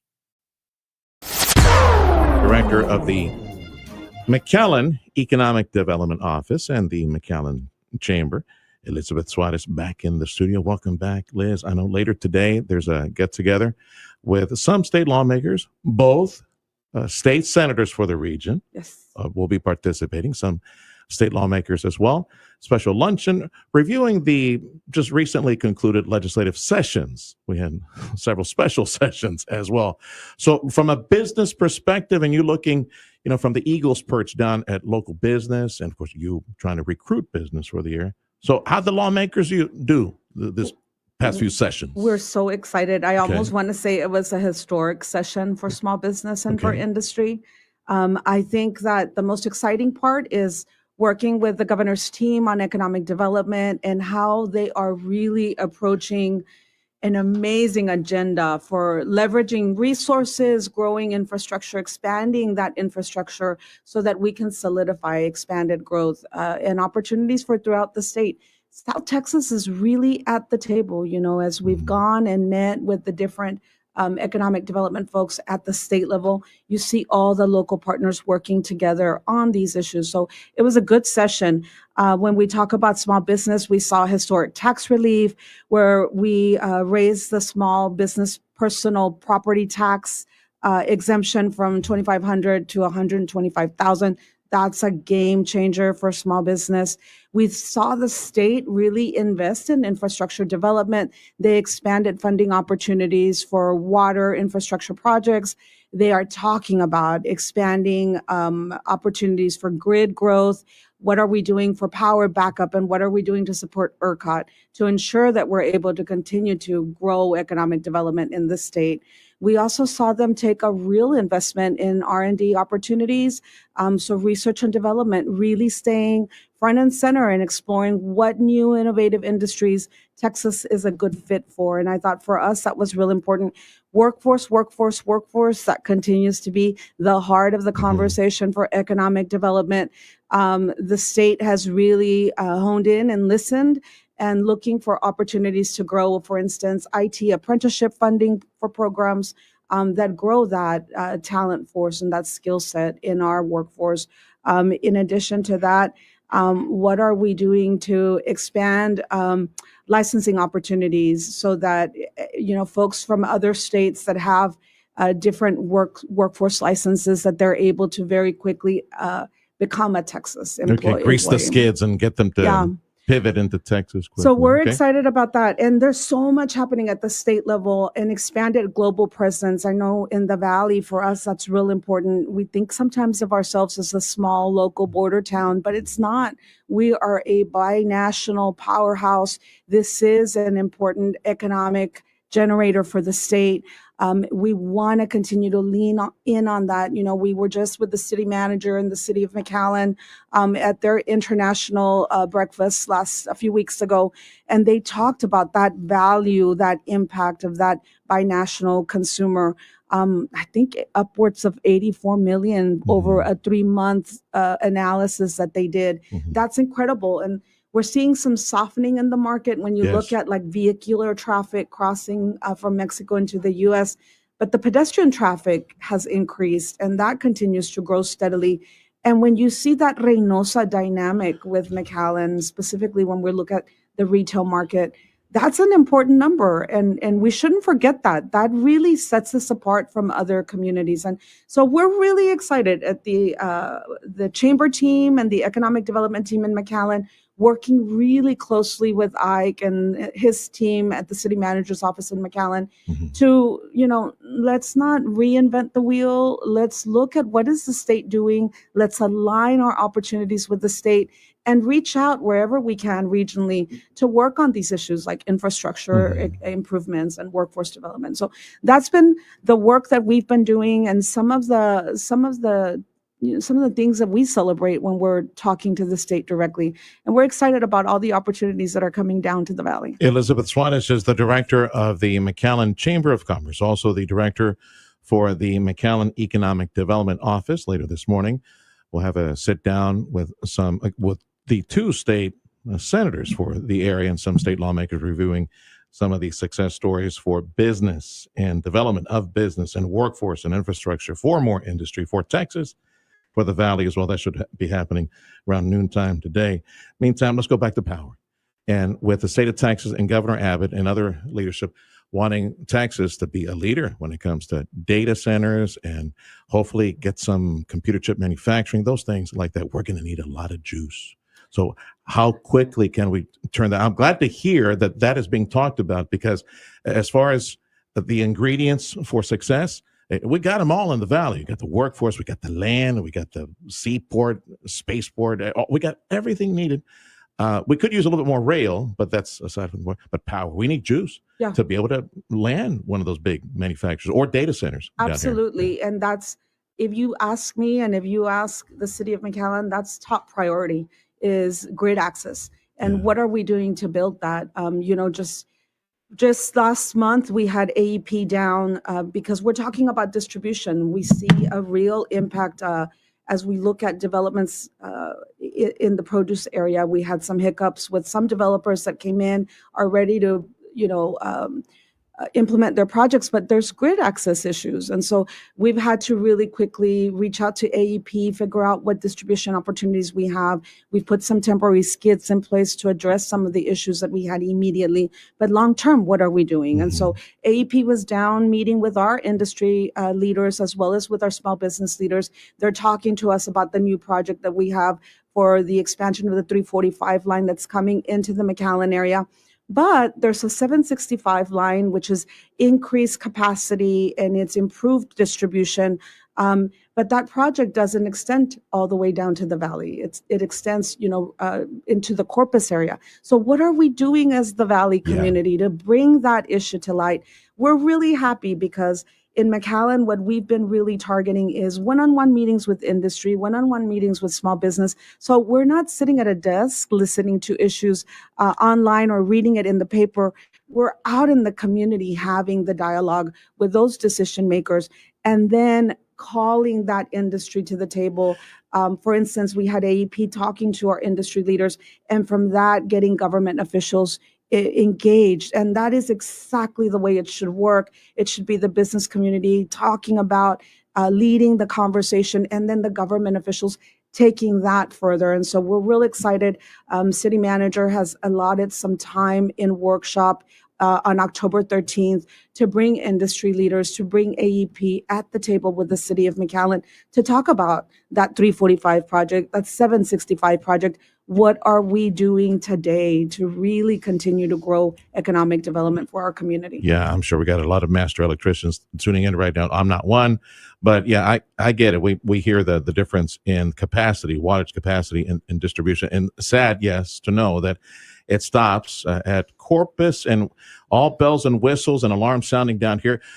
And I suspect that we have the governor's support because you as an economic development director and recruiter for the year, it puts you in a position that if you're going to get someone in high tech to come down here, well, you know how they say of late, bring your own power or set up your own farm with some, to capture solder or get, it puts you in a position to try to recruit people who can produce their own power as well, which is, it's good, but there's a lot of opportunities and electricity and grid access. Those are complex issues. I mean, I'm not an expert in these areas. They take time too, and they do, and money. Yeah. But we know that South Texas is front and center on a lot of the agenda at the government, at the state government level. And I think that's really important. As a region, we have done a good job at talking about the importance of this binational connection that we offer. This is what Texas has really been built on, and it's a determining factor for attracting innovative business and new industry. I got to ask you, because, man, this is a conversation that goes back 3 decades when I was a snot-nosed, wet behind the ear little reporter. And Bill Summers, other people, McAllen at EDC would look at this. They would look south of the border, maybe Mexico generating and throwing that power in this direction. Is that even part of the conversation these days where maybe they have the power generation capacity and send it this way? I think we've got some real momentum in really establishing that grid access and that infrastructure here. Okay. And so that is our priority, is to determine that. Now, I also want to make clear, we're ready to do business now. We're not waiting or dependent on this expanded grid access. We're talking about, when you're looking at those AI data centers and tech data centers, that's what, to attract that type of an innovative industry, you do need more support. And it's coming. More infrastructure. There's a tsunami of that coming. There's a lot of reshore and investment, trillions of dollars in investment promises and current expansions and purchase of land and operations. It's coming. It's here. We'd like to capture a lot of that. And it's here, and we're really excited. And, we're not ready to make announcements. We've got 8 NDAs that are at the table actively negotiating those opportunities for the Valley. And it is exciting. I think when we go and we visit the Maquilas in Reynosa, and McAllen is a superstar in his vision for what he thought this binational campus would eventually become. And it's exciting to see his vision start to come to fruition, because the idea was that a presence that starts in Reynosa or in the Mexican border, it eventually makes its way to an expanded opportunity on this side. And that's exactly where we're in. We're chomping at the bit. Elizabeth Suarez, Director of Economic Development for McAllen, also the Chamber. I mean, we're chomping at that bit. I can't wait to, that big project on Ware with Joaquin Spalmer and the big campus there and the domino effect that will have the many people that we could, industry and jobs and good jobs, good industry. We're chomping at the bit, hoping and praying that maybe before the end of the year, you could make an announcement on that. Yeah, we're hoping. And we've got the CIL development, but we've got 5 developers that are ready. We're ready to expand. So we're excited. On the R&D side, for folks that are in the know in medicine and other industry, Governor Abbott, his passion for years now has been to recruit top researchers and folks in medicine and folks at laboratories, try to recruit and bring them to Texas. Mm-hmm. I'd like to see us capture some of that for our medical school down here. So what do you think? Are there conversations for that? Absolutely. Yeah. The healthcare industry is the biggest industry in the Valley and the McAllen area. Over 88,000 jobs are created by healthcare. And so that continues to be a huge generator for economic development. And we continue to work with all of our partners to expand those programs. I'll tell you, just to give you a general idea, nursing is one of those fields that we hear the most about, where we have a gap of about 29% an unmet need. That's about 10 points higher than the average in the country. And so with expanded opportunities, we continue to put a strain on the capacity. And so we are starting the work for the next legislative session starts now. And that work is to really, how do we create opportunities for our higher education partners to fund instruction for nursing programs? Currently, and we've had a lot of accolades. When you look at STC, there's a 99% pass rate for the licensing for nursing. It's amazing to me. So they're graduating about 175 nurses a year there, another 175 at UTRGV, 50 at A&M. Yeah. We're to get moving. in there is hard, people. They got to meet the grades. They got to have the grades. So it's awesome to hear of the success stories when it comes to graduation, because to get in there is really hard. And once they get in there, they graduate and pass their licensing exam. And so terrific. This is a good to great hear. accolade for the Valley. We're so happy to work so closely with our education partners. And I'll tell you that the opportunity for us is really to advocate for stipends for those nursing instructors. They need to have a master's degree in nursing. We need to get them into the classroom at competitive wages so that we're not turning down students that are qualified to go into those nursing programs. Are there any? There's one more thing. Make sure you go to the chamber. It's October 21st. We've got the city manager update, but he is going to be highlighting that international impact study that is astronomical impact. The data speaks for itself. It's an impressive feat that he's taken. We're really proud of that study. And so we want to give him that opportunity. You'll have a chance to he joined us for a 10-minute conversation on that. Yeah, $80 million impact, 50 for McAllen, 30 for the region, but there's a lot more data to flesh. Again, October 21st at the McAllen Chambers. At a breakfast, lunch. Mm-hmm. Thanks for stopping by, Liz. Thank you for making time. I know you're super busy trying to pin down all these commitments to the area. Appreciate you making time for us. Thank you so much. Elizabeth Swat is director of the McAllen Chamber and director of economic development efforts for the city of McAllen. Hey, Rio Grande Valley. This is Dana Lash inviting you to join me later this morning at 11. Where are the free speech warriors on the left all of a sudden? The ones who were moaning about Jimmy Kimmel this entire time. Where were they when innocuous Christian groups were being labeled as hate groups? Now you can see why the FBI designated parents as, quote, domestic terrorists. Join us for the Dana Lash Show later today starting at 11 on News Talk 710 KURV, KURV.com, and on the Radio Parami app. Rapid Radios are instant push-to-talk walkie-talkies offering national LTE coverage. For a limited time, go to rapidradios.com now for 60% off and free UPS shipping. Add code RADIO and get an extra 5% off. Payne Commercial and Fleet has work solutions ready to maximize productivity and economy for your business. Payne Commercial and Fleet offers sales and lease options, custom options, specialized maintenance plans, plus on-site appraisals. Come see our selection of Chevrolet, Buick, GMC, Ford, Chrysler, Dodge, Jeep, Ram, Volkswagen, and Mitsubishi vehicles, including cars, trucks, SUVs, and heavy-duty trucks, vans, and cab chassis. We have what you want at PayneAutoGroup.com. Locate to get us regardless. Are you ready? Halloween, Thanksgiving, and Christmas. Here we go again. Time to get your business holiday ready to increase your company's revenue throughout the holiday season with News Talk 710 KURV. Call us at 956-992-8895 so you can join a list of successful businesses advertising throughout the holiday season with strategic on-air broadcasting and a variety of streaming and digital platforms. Will help you reach current and potential new customers. Let's get your business holiday ready and increase your sales this holiday season. Call 956-992-8895. I'm still going for it, even with higher stroke risk from atrial fibrillation, an irregular heartbeat not caused by a heart valve problem. Over a 3-year study, Eliquis apixaban tablets reduced stroke risk better than warfarin, and over 97% of Eliquis patients did not experience a stroke. A first stroke occurred in 2.9% of warfarin patients versus 2.3% of Eliquis patients. Don't stop prescription Eliquis without asking your doctor. Stroke risk may increase. Eliquis can cause serious and potentially fatal bleeding. Don't take if you have an artificial heart valve, abnormal bleeding, or antiphospholipid syndrome. While taking, you may bruise more easily or bleed longer. A spinal injection increases blood clot risk, which may cause paralysis. Get medical help right away for unexpected bleeding or bruising, or back pain, tingling, numbness, muscle weakness, or incontinence. Aspirin products, NSAIDs, SSRIs, SNRIs, and blood thinners increase bleeding risk. Tell your doctor about planned medical or dental procedures. Learn more at Eliquis.com or call 1-855-ELIQUIS.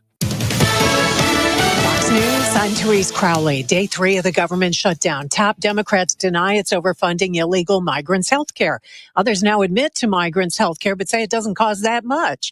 House Speaker Mike Johnson tells Fox. I would direct everybody right now, go to speaker.gov, okay? That's my official website. We put right there on the first page the evidence. I have the receipts. Another Senate vote expected today. President Trump and Budget Director Russ Vought reportedly went over plans to fire 16,000 federal workers. With the White House focusing today on withholding funding to blue states, today $2 billion frozen for Chicago's Red Line expansion, citing DEI concerns. After a year in Brooklyn federal lockup, music mogul Sean Diddy Combs being sentenced on prostitution-related charges says he's humbled and broken. Victims tell the court they're afraid of revenge.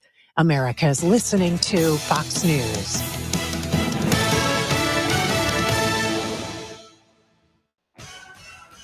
Your 710 KURV IQ weather forecast. Mostly sunny today. Highs in the low to mid 90s. Clear and humid tonight. The low down to 74. Partly sunny. Chance of a shower or thunderstorm Saturday. Highs in the upper 80s to low 90s. Mostly sunny Sunday. Highs in the low to mid 90s again. Monday, rinse and repeat. Mostly sunny. Highs low to mid 90s. Mostly sunny with a passing shower Tuesday. The high in the mid 90s. I'm AccuWeather meteorologist Jason Caterina on the Valley's official weather station 710 KURV.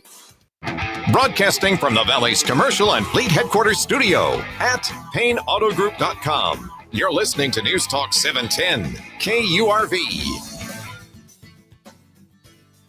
The Sergio Show on News Talk 710 KURV, and we are at the Embassy Suites, the McAllen Convention Center campus, and we're about 45 minutes or so away from them opening up the door for their legislative luncheon presented by the McAllen Chamber of Commerce. Come on over, see if there's a seat left for you, and participate. Come and see our state senators and some of our state representatives. We're talking business and what they decided up in Austin. Let me share with you a conversation that'll close out the program.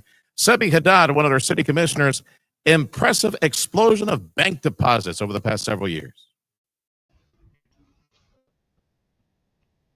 Sebi Haddad, our city commissioner for McAllen, one of our commissioners, and of course he's with Lone Star National Bank. He's an expert in lending, one of the big vice presidents. It's lending issues that he's a pro in. But I called him on the program for another economic status report because we got some new bank deposit numbers for the area. So let's flesh those out, Sebi. What you got?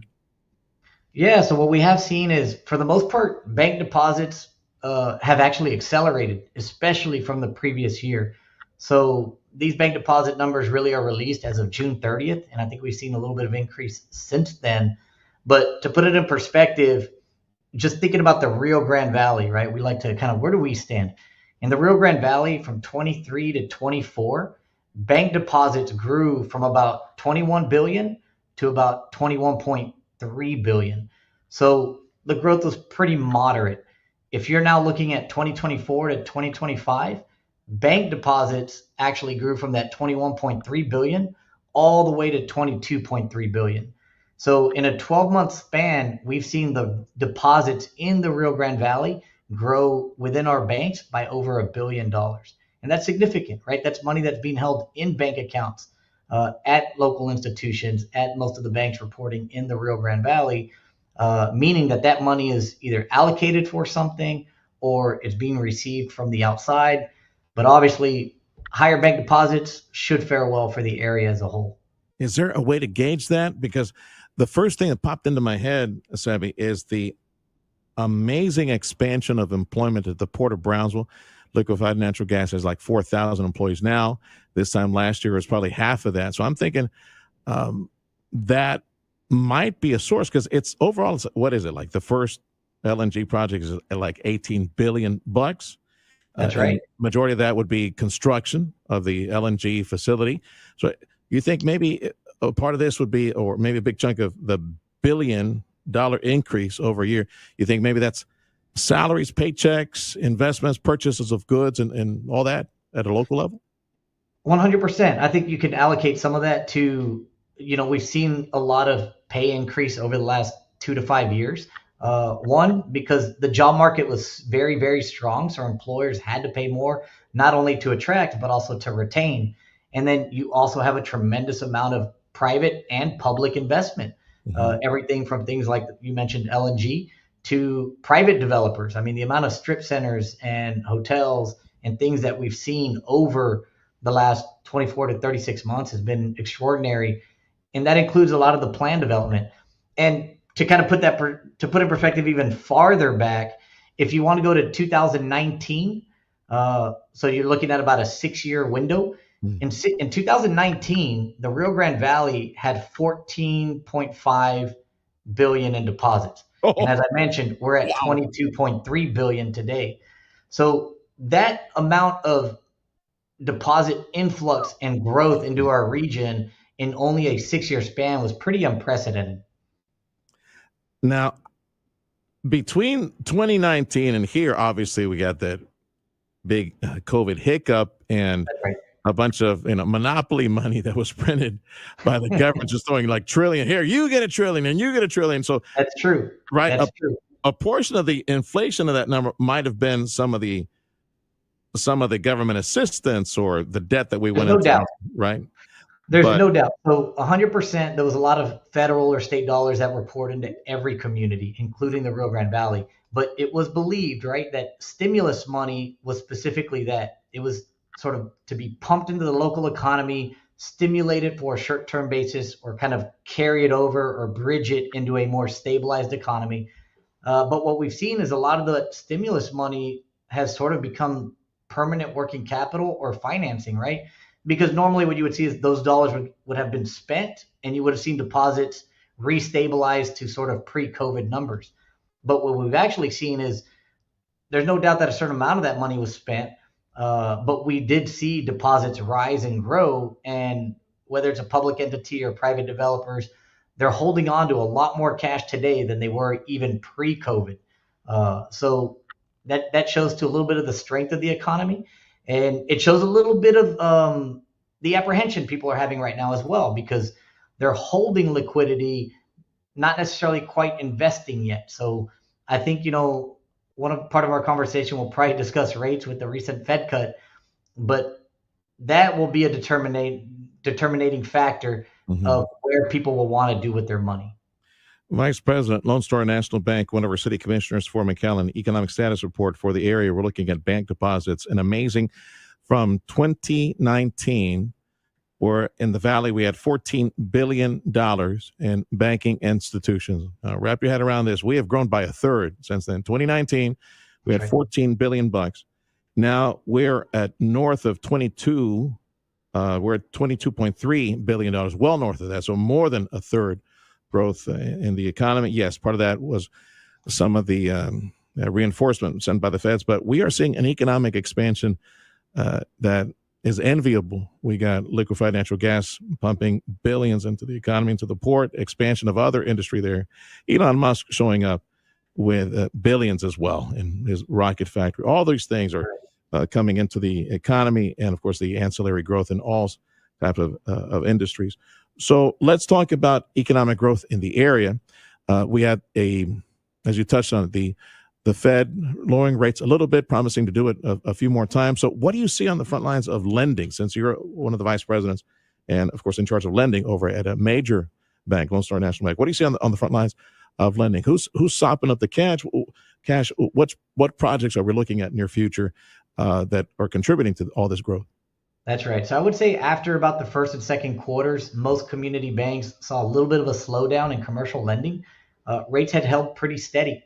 So for the investor market, for the developers, for people looking to get loans, the rate reduction was a very positive sign of times to come. And obviously, there's some pressure from the administration, and I believe some of the messaging from the Fed was that it's highly likely that we will still continue to see reductions over not only the next quarter, but even over the next 6 months to possibly a year. That should likely spur investment and bring more demand to the commercial lending sector. The quarter point didn't necessarily cause any kind of jolt, but I think more people are paying attention. And, as rates continue to reduce, as we expect them to reduce at minimum another quarter to 50 basis points, that's what we're analyzing so far. That's going to be very strong for the investors. That's going to be huge for real estate developers. And as we know, the Rio Grande Valley is primarily a very heavy real estate oriented investment market. So I think that'll help the people who are creating developments. They're going to want to move forward rather than to sort of hold and wait. Pending home sales, by the way, and that's the number that came out this week, pending home sales. This is the national figure. For the month of August, up 4%. And I suspect that with the rates going lower and money being a bit more affordable, I suspect that number likely will keep at that pace, right? Keep growing between now and the end of the year, even in the Valley where there's so much investment taking place right now. Yes, and I think what's keeping home sales strong right now is just that there's very little supply. So we haven't hit the point yet where the supply has started to overly saturate the market, because you have to realize that even though the Fed rate has come down, that's great for commercial lending, but the mortgage rates are tied to the 10-year Treasury. And we've seen that the 10-year Treasury are still holding pretty high. And that's really more of a matter of some of the policy related to the federal government. They've got to attract investment into their treasuries, right? And if foreign investors are weary on investing in the treasury, the only way to attract them is by keeping the rates higher. And we've got to get more of that investment so that they can reduce, or so that the curve on the treasury can kind of come down a little bit. And that is what the 10-year, that's typically what the mortgage rate is tied to, because you've got investors looking at, do I buy a treasury or do I buy mortgage-backed securities? And that is why their rates are typically tied a little closer than the Fed rate to mortgage rates. Sebi Haddad with Lone Star National Bank, Vice President Lending, and he's one of our city commissioners for McAllen. We're entering Q4, looking really good right now. I got to say, 2026 is looking like a World Series. It's looking terrific at least for us. I mean, if it should, yes. Right? We're looking at looking very positive. Now, from when the bank's looking at its balance sheet, right, we're going to have thinned out margins with reduced rates, and deposits are still paying pretty high, but it's part of our regular life cycle. But for the investor, for the economy, for the market, it should be really good. Yeah, and on the horizon, especially for the consumer. Yes, sir. No, and on the job side as well, and investment side with a spinoff. Look, that big manufacturer headed to South Ware from the freeway. Well, Joaquin Spalmer hosting that one. McAllen, congrats to McAllen EDC on that major one. And you got other good projects in McAllen. The Port of Brownsville, they've got on the horizon some big multi-billion-dollar investments as well. Hoping and praying it all comes true, because 2026 will be like, you thought that things were good now. Can you imagine 2026 after we get all these big projects to be announced? Let's focus on what we see that's going vertical. City Center at 10th and the freeway. Tell me about that real quick on behalf of McAllen. Yeah, I know everyone's been excited to see the construction happening there, but most of it was infrastructure. It appears that project's about to go vertical, so you'll start to see the first few buildings going up. I know they're looking at bringing in some first-to-market concepts, which is great. Very exciting always for our general population to see something new, get new stores, new options. You've got, even on the retail side, you got to give kudos to FAR, right? You've got IKEA opening in 2 days. And that's a big deal, because even though it's opening in within that center, that's likely a test environment to build a full-scale IKEA somewhere in the Rio Grande Valley. Yeah. And looking at what the Patels just announced in Brownsville, you've got a very large Embassy Suites, right? Probably a $50 million plus project hotel going into Brownsville market to continue with the growth they're experiencing with Starbase and SpaceX and as you mentioned, LNG. Yeah. And on the north side, I know McAllen's focused on some quality of life with a huge master planned park project currently in the works. That people will start to see that get revealed soon. We spoke about buoy development. A lot of people ask about the buoy reservoir, right? Because they've seen it. They saw the water disappear and they saw it. We kind of filled it in. Yeah. And so now that it's pretty much primed for development, look out for a press conference soon from the city manager's office. And the buoy reservoir, now they're looking to attract master developers with local participation, with some ideas in mind of what could be done there. But there's no doubt that McAllen wants that project to be grand. We want it to be a major appeal. We want it to bring in a lot of mixed-use development. And so I think that's going to be very exciting moving down the road. I mean, like you stated, 2026, a lot's going to happen. Yeah, considering how quickly time passes. By when do you think we'll have a final decision? We've got public, as you mentioned, public input on Bowie. Maybe find somebody to go ahead and grab it and run with it. What, maybe a couple of years, have something nice there off the freeway? That's right. That Bowie? All right. And I think it'll move a lot quicker than people think, because we've engaged some feasibility studies. There's already some possible plans in place that can be reworked so that a lot of the groundwork's already laid. And obviously the city will likely heavily incentivize a lot of the infrastructure there, which will be great for local developers or retailers, residential developers, to really promote that area and bring something really unique and new. From place number 5, City Hall, and also Vice President Lending at Lone Star National Bank, City Hall, McAllen is what I should have said, is our Commissioner, Sebi Haddad. Thank you for your time, Sebi. Be well. Thanks, Sergio.